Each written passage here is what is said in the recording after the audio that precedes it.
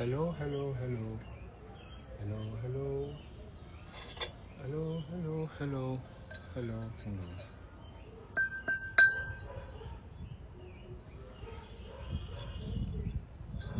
Hello. Happy Sunday. Here I am again opening my kiln. The time is 10 a.m. 10:02 a.m. and the temperature is a little bit cooler today. I mean, the last two times I was live, it was like 29 degrees, and now it's 27. So I'm not putting on a face cap.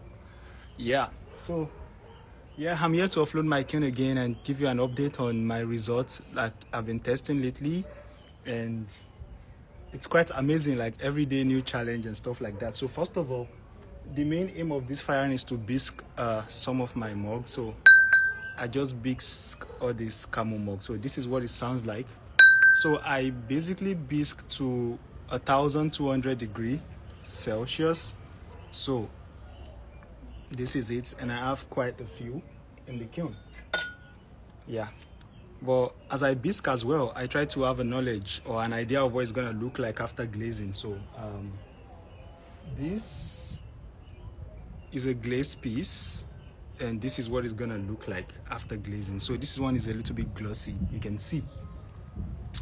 Yeah, so yeah, I'm going to take a picture of this and also put on my website for anybody who want to see. And the reason why I have to glaze first is just to see if everything goes well with the color, the sample and everything. So basically most people think like camouflage color is 4 colors, but I try to use 5 because you can see from this particular color I only use 4 pieces. I only use 4 colors. So I use green, brown, black and the yellowish cream, you know. So this is 4 color camouflage, and that is my signature underneath. But this I use 5. So this, then I add like a splash of I don't even know what to call this green. I don't know, but yeah. So same thing with this one.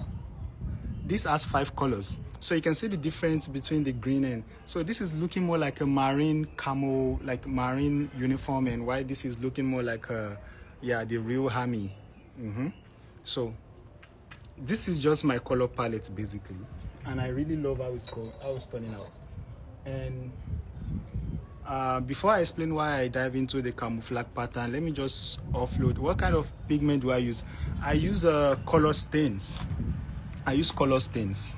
Yeah, so you can use Maison stains, you can use nano stains, the one you can get on the website, but I get this pigment from China. Like, yeah, I ordered from Alibaba or AliExpress. Then I get, first they send me a sample, I try them out, then I order in bulk. Okay, so that is what I use, and that's where I get all my color palette from, so it's easier. And last time I was live, I talked about flaking with my green, although I figured it out because this is the same green. Is it the same? Yes, it is the same green, but now it's working now. It's perfect. You can see there's no flaking in here because I tried to apply it on the inside, so everything looks perfect. So the reason for the flaking, because some artists reached out to me in my DM and I was like, oh, probably I applied too thick, which was actually right. So to actually confirm if it's true, I actually applied too thick. So I tried to reapply again thicker, and the results is crazy. So this is it. So this is the same work that flaked last time. You can see. So now I apply thicker, and this is even worse. Look at this. This is the result I got. I already took a picture, but just look at what I'm talking about. See?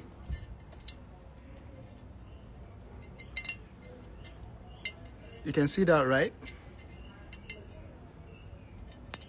So basically, everything is just gonna peel off, and it comes darker. So last time, this is what I applied the last time, which was flaking off. But now just look at this. It's even blowed. So there's a lot of defect with this. I've reached out to the manufacturer of this green, that this is what is happening. Every other color is fine, but this green is giving me yeah, thank you, that this green is giving me a problem. So and I have to document all these things to show them what I'm going through, because I don't know why every other color is okay, but this green is just giving me, I mean, I've made like 20 bosses with different colors, but just this green is giving me problem if I apply too thick. I don't know, maybe it's the chemistry with the chrome. I actually have no idea.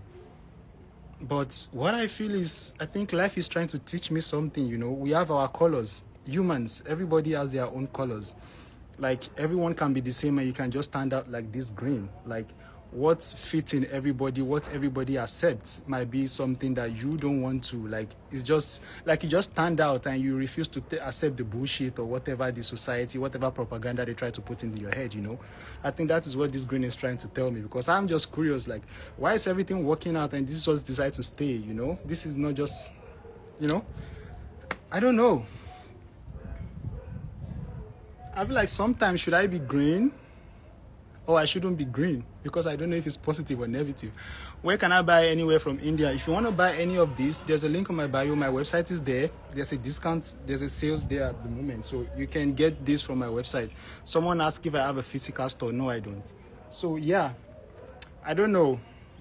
I need to write a story about this green, because it's beautiful with the texture and everything, but the story is just different from every other thing. And I don't know, and pieces like this challenge me a lot. They even make me to challenge myself, like, why is everything working out and you not just working out, you know? They want me to pay more attention to them.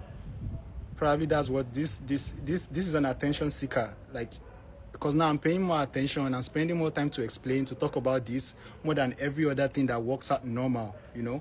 So also, this is telling me that sometimes you don't have to go by the rules, honestly, because yeah, this is getting more of my time and attention just because it's not working perfectly. Or let me know what you think. I don't know, it's crazy. And also, I tested this. Look at, there's a lot of bloating here. So in case of some people are here, you might not be ceramic artist or you might not know anything about pottery, but there's something we call glaze defects. So glaze defects are probably, let me use the word defect, that comes when you apply a glaze and it's not coming out as expected. So because the goal is to apply a glaze and you get something like this, glossy, shining, smooth. But the moment you start having this, we call it a defect. So defect is like crazing, bloating, flaking. Like, this is bloating because look at the texture I'm getting. I mean, some artists actually capitalize on this bloating of a thing. They capitalize on it just to use it as a technique or a design to inspire some whatever meaning. But this is a defect, and this defect, for any glaze that has a defect, is not full safe. And that's why I have to go through all these tests over and over and over again, because I'm trying to come up with a product that I can sell, like a mug and stuff like that, that I can use with multiple colors, and I can, like, it's full safe, you know, so lead free and stuff like that. But I actually love the result I got. Yeah, I can't really remember what I mixed, but I remember that I'm very sure I documented the recipe just to try what's gonna come out. So I love this result. I love it so much. Like, I love the texture. I love how it's, you know, I'm sorry if you're not trypophobic, but yeah, this is cool to me, you know. But yeah, so this is what it looks like. Yeah, so this is a result from last week, trying to test again, and this is what we get. And this is a new test. I got this bloating effect. So if I want to repeat this, I just go back to my recipe and try it out again. And this green, I don't think I'm gonna be giving it out. I'm just gonna keep it like this. I'm not going to peel it anymore. I'm just gonna keep it like this and preserve it like this and document it like this, because yeah, this is this is like this is telling me a story that I've not even figured out yet. Probably it will reveal itself along the line, maybe in my dreams. And this as well, I'm going to document this as well. So that is that one. That if you have any question you can ask. Let me go and see. Do your paints have an expiration on the container, or maybe? Okay, so One thing with ceramic material is that most of these things are all natural materials, you know. So they are raw materials and they have no expiration dates. I mean, nature, it's nature. You can say some things expire, even the sun and the moon, they come and go. But when it comes to raw material like stone, sand, and you know, our clay and stuff like that, there's no expiration date on it. Like the color can be there for 100 years and it's still going to be the same. You can use it. Same thing with clay. I used to tell my students, as long as your clay is wrapped in the cellophane bag, it's going to be the same way, as long as the water is not escaping, like there's no air entering the bag. So yeah, there's no expiration date with my colors. Yeah, I hope that answers your question. Let me see again. The buses don't want to be green. Yeah, probably the buses don't want to be green. And actually, it's actually a yellow bus. It's a yellow bus. I'm just trying to experiment. Can I buy this anywhere from India? You can get from my website. You have a physical store? No. Hello, don't want to interrupt, but your buses are cool. Thank you. Okay, so let me see if I have any question. If you have any question, you can ask me.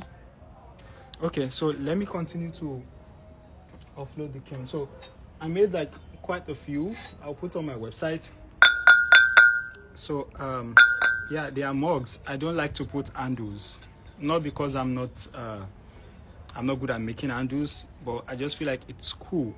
And this is I learned this when I was in China because it was so cold. The weather was so cold, and I love to hold my coffee mug like this. I love to hold it like this whenever I'm drinking.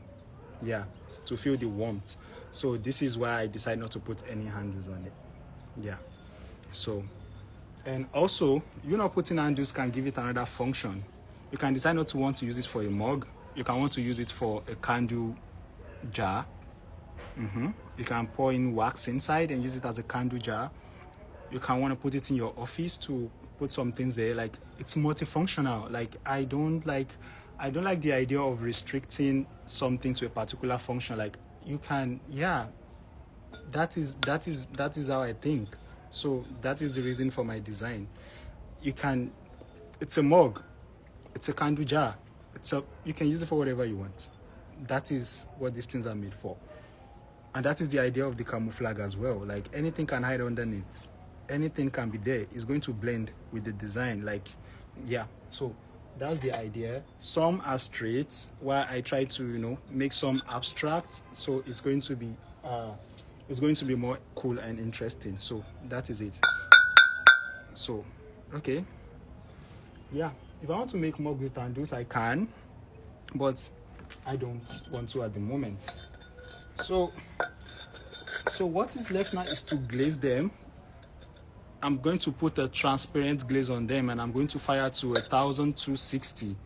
That is my next firing, yeah, to these mugs, and they will be ready for sale. So my next glaze firing, I don't know. Just, I have to offload everything now. So the only difference between being glazed and not being glazed is that after being glazed, it's going to be this glossy. The yellow is going to come out more vibrant. The green is going to, you can see the effect of the gloss and the one without the glaze here. You can see. Yeah. So, and I tried two things, which I'm going to show you now. Because this is a gas kiln, and I always burn 50 kg of gas to fire every time. So I try to maximize and utilize the kiln the best way I can. So as I'm bisking, sometimes I put some glaze test, and sometimes I just try new things. I try to experiment so as not to waste my time, and because it takes 3 days to complete the firing cycle. So I try to add these two to it. I try to test out this glaze, which is actually cool, like, you know. So this glaze, this is a white glaze I mixed. I compounded myself. You can see a lot of pinholing at the bottom due to my application, and I don't know if it's due to the thermal expansion. I have to check into the chemistry aspect as well and read about it. Then, so So for the inside, because you'll be asking, how do I get this effect on the inside? So after I got this first, I fired once and I got some crazing, like cracks. So I mix a black glaze, which I got from, I can't remember. So I just try to rub it into the black glaze. So the black glaze penetrates into the cracks, and I fired again. And this is the reason for this. This I got the effect. So this is fired now. Yeah. And if you're wondering about the black glaze, this is the same black glaze I added. You can see. So I added this black glaze. I layered it over this white one. And this is what I got. The reaction is beautiful. The effect is nice. The result is stunning. Yeah. And on the long run, I'm still experimenting, by the way. And this is so cool. Like, I really love this glaze. Like, this is so cool. This is so cool. I love. There's an effect inside. It looks cloudy, but I can't show you on camera. Yeah. Don't forget to ask a question. I'm here to answer you. Okay, no question. Thank you. Okay, so, and this is a request from someone last week from the live. So someone suggested, like, my wood fired work, which is the raku that I fired, that I should try to apply a clear glaze and fire it, that I'm going to get a very interesting result. So this is the result I got. And actually, I want to show you the before of this work before applying this. So this work was actually very dark and black. Okay, let me show you what it looks like before applying the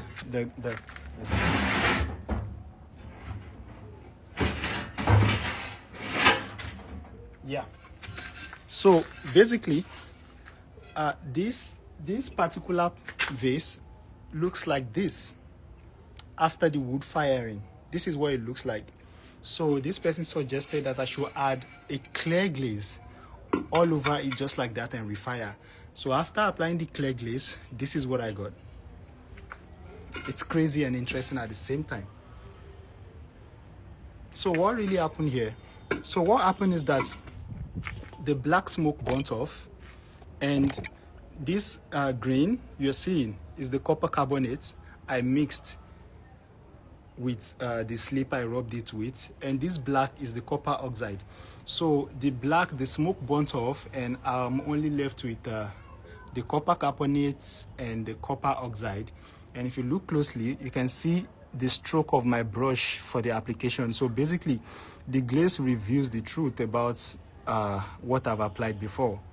That is basically what this is showing me, and it's actually cool. I like the color. So this is what happens when you apply clear glaze over a raku, a smoke fired piece. Because I was like, oh, what is it gonna look like? I was curious as well, and this is what I got. Yeah, there's a lot of difference, like from this black smoky stuff to this. Yeah, so this is what I got. So basically all the carbon burnt off.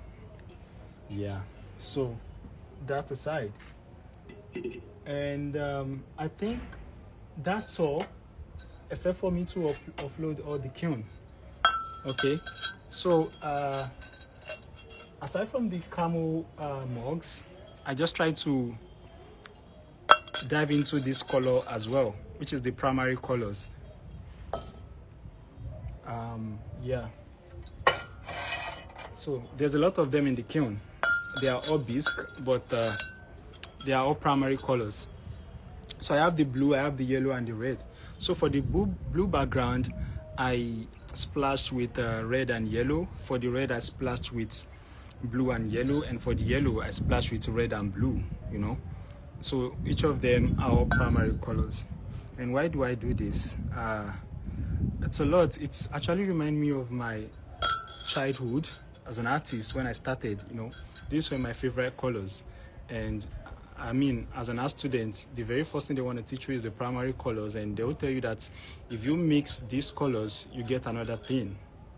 You know, you mix red and blue, you get purple, you mix yellow and blue. Like, they just tell you all these things. You, from primary color, you get the secondary color. So basically, this is grinding me back to my root. Like, this is how it all started. Yeah. And I feel like the color combinations are so cool as well. Like, yeah. I just try to use it in my camouflage pattern just to see what it looks like. So, and one more thing, I heard that there are some, if you are a ceramic artist here and you just have glaze, because it's very difficult to get glaze here in Nigeria. So if you're a ceramic artist and you have glaze that you don't use anymore, or you have access to free glaze, please, you can DM me and send it over. Like, I'm in need of glaze.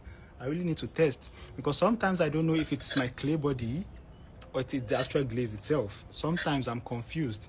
And don't forget, I'm still learning, and I'm learning from you guys. I've actually, all my life, I've been learning from you guys. I never had a mentor to sit under to tell me what to do. I started my pottery by, I won't say self-taught, because if I say self-taught, I read something somewhere and someone put the knowledge out there. So I actually learned from those people. I'm not a fan of self-taught now. Nothing is really self-taught. Like, how's that possible? Like, it doesn't sit right in my own brain saying like you're self-taught. Like, because if you think you teach yourself, you actually read something or you watched a video and you try it out. You got the knowledge from someone, right? So the person that you got the knowledge from, you have to give them the credit. So I gave the credit to everybody that wrote the book that I've ever read. Like, I'm really grateful, because if not, how am I going to get all this knowledge? Fine, I wanted to do this. There's this curiosity, there's this zeal to learn this thing. There's this passion for it. Then I went on YouTube. I went on Amazon to buy books about it. And I read it. And I know it. I try it out and it works in my own way. That's not self-taught. They deserve the credit. Yeah. So, and that is me. So, but I've been doing this, like, yeah, I've been doing this for like 5, 6, 7 years now. But now I'm lucky to graduate into the level of sharing it to you and, you know, getting your ideas. Because just like I said last week, this kiln, I built it by myself, but I don't learn to build it by myself. Even though I tried. I reached out to Master Kiln Builder on Instagram. I think I was at 3K followers then. That was like 2020, 2019. He told me, like, my kiln does not have a chimney. I need to figure out how to get the chimney. So because he mentioned that to me, I had to go read about what the chimney is and how a chimney works. So I don't teach myself. Someone wrote it out there and I picked their book and I read it and I digested it and I tried it out. How's that self-taught? I don't know. I think a lot, I know, but I just feel it's not self-taught. I need to write something about that. Anyway, let's keep offloading the kiln. You got knowledge from someone and then you experienced it. Yeah, I think I would rather call it a self-experiment.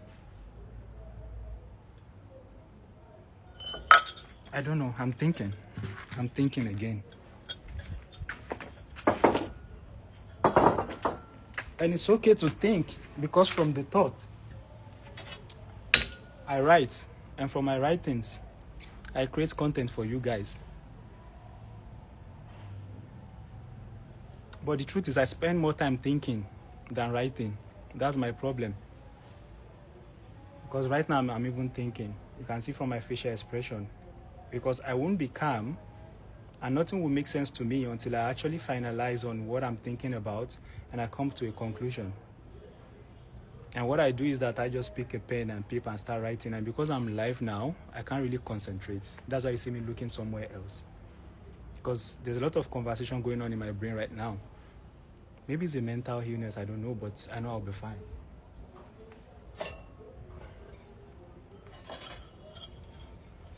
And for most people asking, like, how do you come up with all this? How do you write? The truth is, I'm not actually well mentally. Yeah. It's okay, because I know I'm not alone. I think a lot.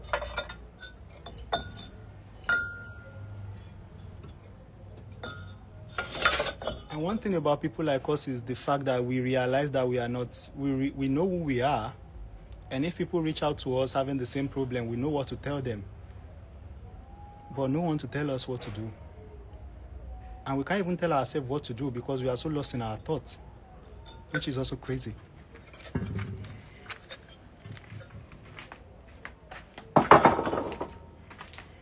Yeah. I don't know. If you have anything to say about it, we can discuss.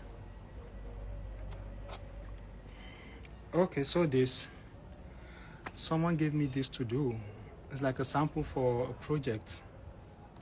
So I have to take a picture and send it to the person today. I don't want to tell you what it's about because it's confidential.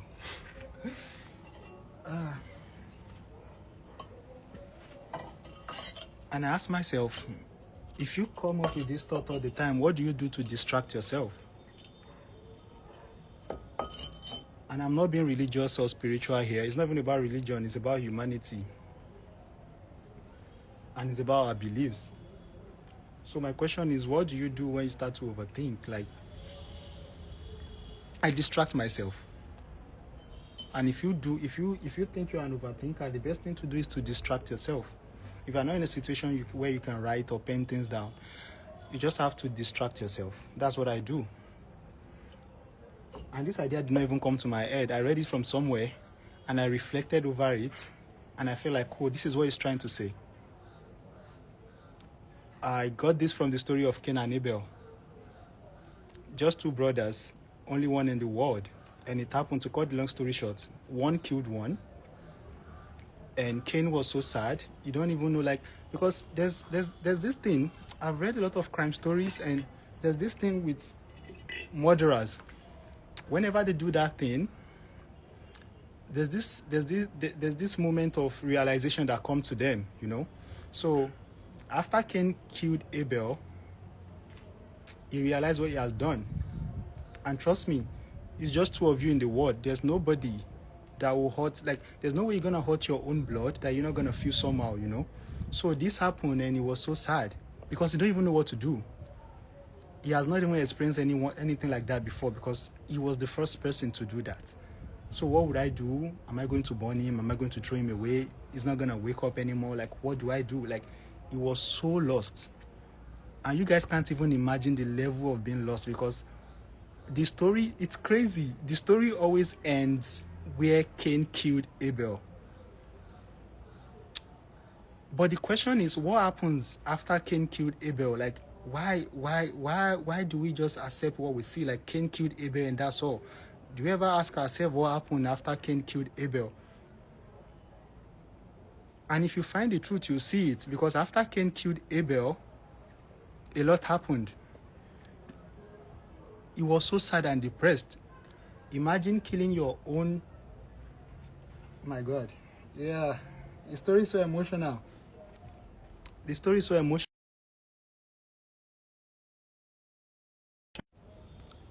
I don't even want to talk about it on the camera now because I might cry. I think you need to read it out. You need to figure out what happened after Cain killed Abel. Like, as a human, what do you have to go through? First, to kill your own brother. Brother was so depressed, you don't even know what to do. So what did God do? God sent a bird. God sent a raven to show him how to bury his own brother. And that is the distraction I'm talking about when it comes to being depressed or being overthinking. Like, if you are just sitting down there, that's a sign. That's a symbol of distraction. God sending a bird, two birds all of a sudden. While he was sitting, two birds came and they were fighting. One killed one. One raven killed the other raven. Then the raven dug the ground, pushed the other bird inside and covered with sand. Then Cain realized this is what I need to do to my brother. I need to do the same thing too. I need to bury him. That was the first man to be buried, Abel. And that's how he came across. You can check it. You can read about it as well. You know? But what are we talking about here is the distraction. God distracted him with a bird. If not, he's just going to sit there and be thinking all his life. He won't know what next to do. Because you can't even go home to tell your parent that I killed my brother. How does that even make sense?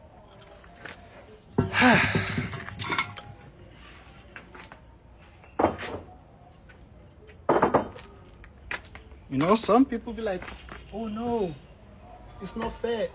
The world is not fair.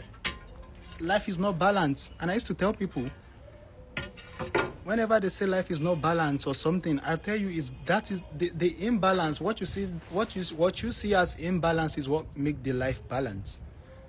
Because the inequality you see in your fingers is what actually makes it equal.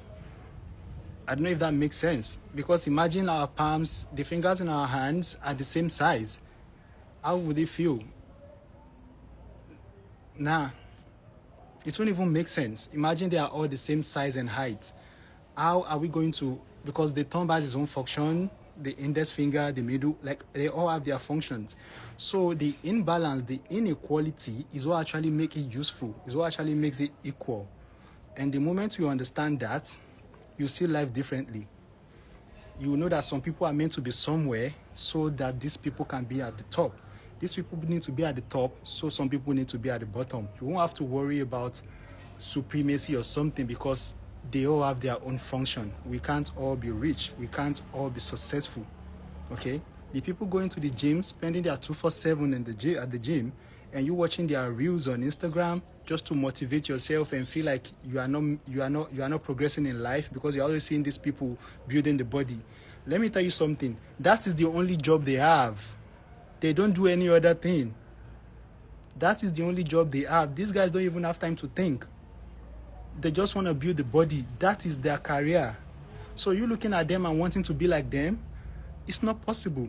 You will lose yourself. And whatever you are doing that will cost you to lose yourself, you have to think about it. Is it really worth it? Because at the end of the day, you lose yourself. You want to be like them and you just be like, oh, I tried this, it's not working. Also, you have to consider the time they put into that workout. They don't start today. They don't start they've been doing this for years. And they are doing it every single day. They don't have any other job. They are all doing this just to create the content to put out there. So you thinking they are successful or that is how you are supposed to be? That's not how you are supposed to be. You need to find your purpose. You need to find your own purpose. And that's, like I said, that is something you can only do if you ask yourself who you are. If you ask yourself, who am I? Because if you don't know who you are, I don't know. Oh yes, there's something else to review. I fired this motherfucker at the back. This work, I so much love it. But I have to take off all these mugs first.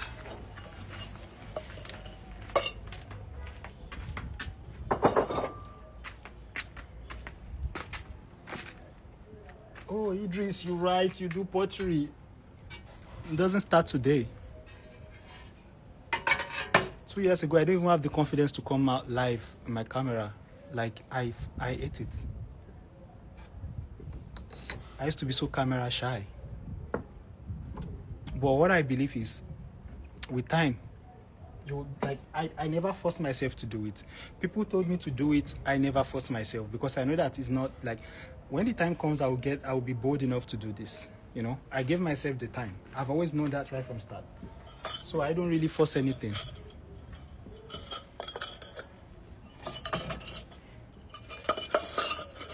I want to see if I have any question. If you have any question, you can ask me. Yeah, Quran never fails me. Like, oh, I don't speak French. I wish I can read that in English. And this Instagram live has no translation. So yeah, I'm trying not to break any mug.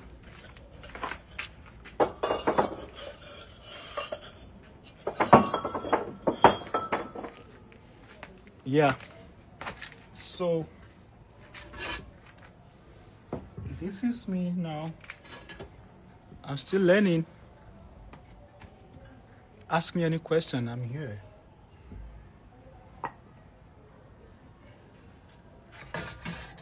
Oh no, look at this, my Kiln shelf.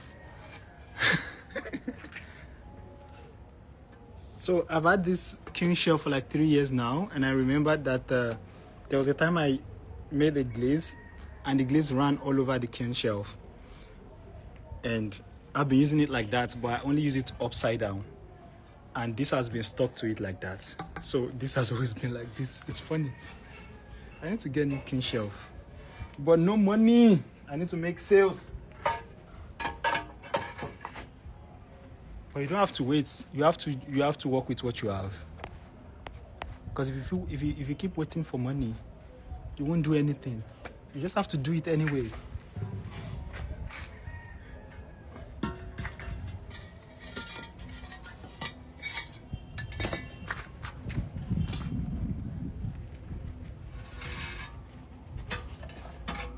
Oh no! Yay! See, one bat can only take 12 mugs at a time. This is quite heavy.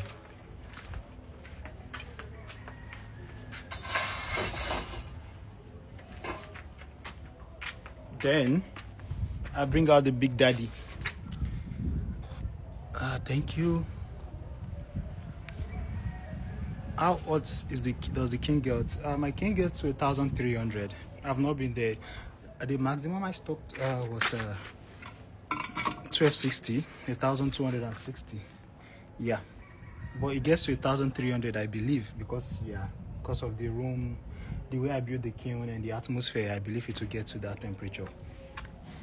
But this particular firing stop at 1060, probably cone 05, cone 04, kind of.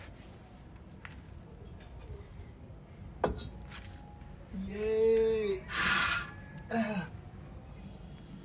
You know, the thing is, whenever we fire, the first thing we want to check is the sound. And this sound you just listen to gives us joy. Because from the sound, we can tell if the firing is perfect. We can tell if something goes wrong. We can tell if nothing goes wrong. So this sound is showing you that nothing goes wrong. There's no crack, nothing. So this is ready to be glazed. Because if something goes wrong, you have to repeat the whole work all over again. So you have to be very careful. So yeah, like, I'm so happy with the results. Yeah. So yeah, I think I have to go now. I'm tired. I'm talking too much. And I've come up with a lot of ideas in my head that I need to write down.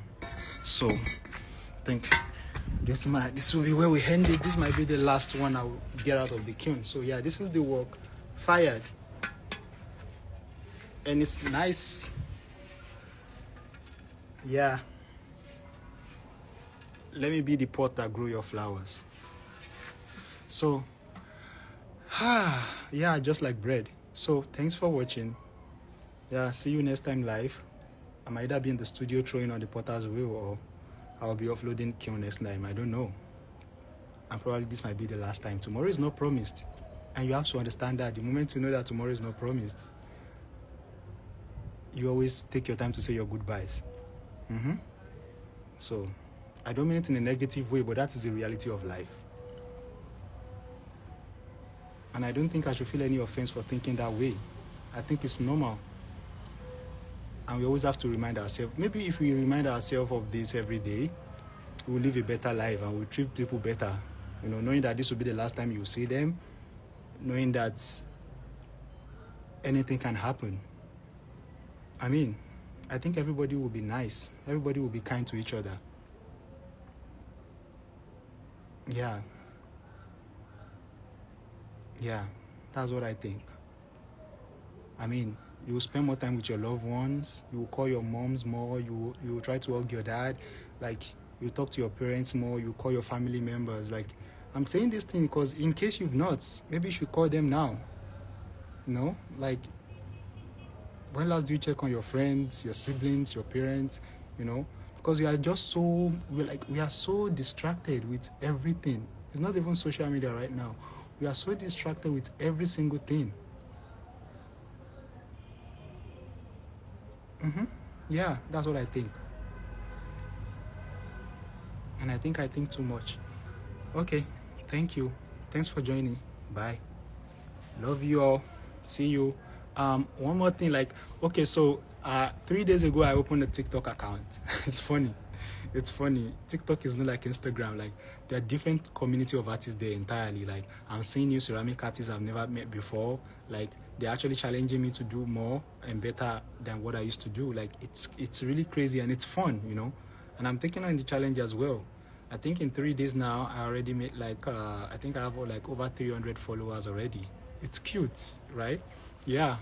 So, in case you wanna like, and also what I post on TikTok is different. Like, I love to be different in every like, yeah.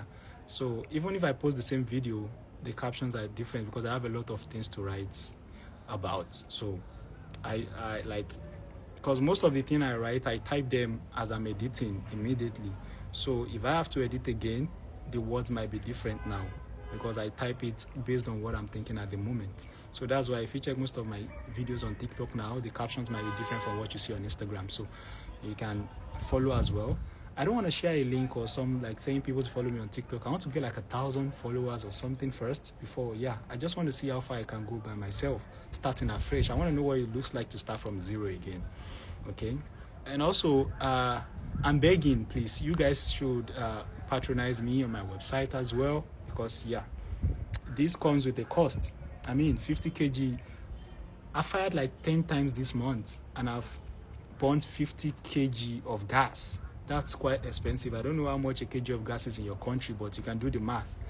And this fire for 3 days, and you put all the works out there, and I mean the works are not even expensive because it takes 150 USD to ship to the USA. So me saying there's a sale on my website for 150 USD, that's actually the cost for delivery and packaging. So I'm actually getting nothing for the works that are on sale on my website right now, in the sense that I just want to push it out. I just want you guys to have my work. Yeah. It's okay. I'll be fine. Yeah, just a reminder. Thanks so much for joining once again. Love you.